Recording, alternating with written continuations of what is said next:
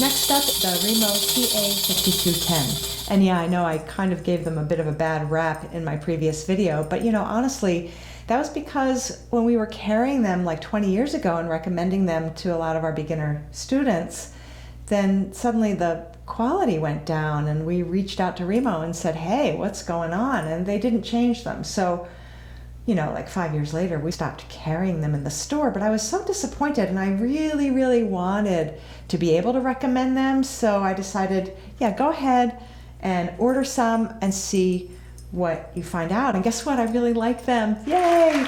They come in 3 colors, a black frame, red frame, or a white frame. And they all have the double row of jingles. They all have chrome-plated steel jingles. They have a little bit of added weight from the economy one that I just shared with you and are a little more durable. It has the well-known Remo fiber skin head, which is a synthetic head.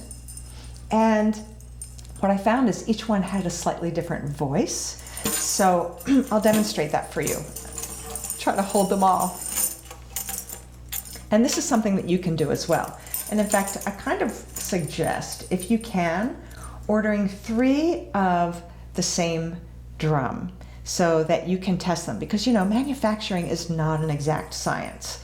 And so their note that they play can vary slightly from high to low. And you want to start with the highest sound, the highest pitched drum, because over time, with wear and tear, that's just life, the sound will go down. Now, my original TA-5210 that I bought like in 1998 took 20 years for the sound to change. Here's how you can test any of the drums that you buy. Simply hold the drum. You don't have to know the correct way to hold it.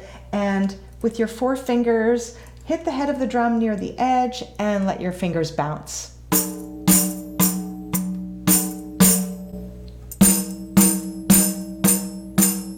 Hear the difference from lower to higher? And then the black one.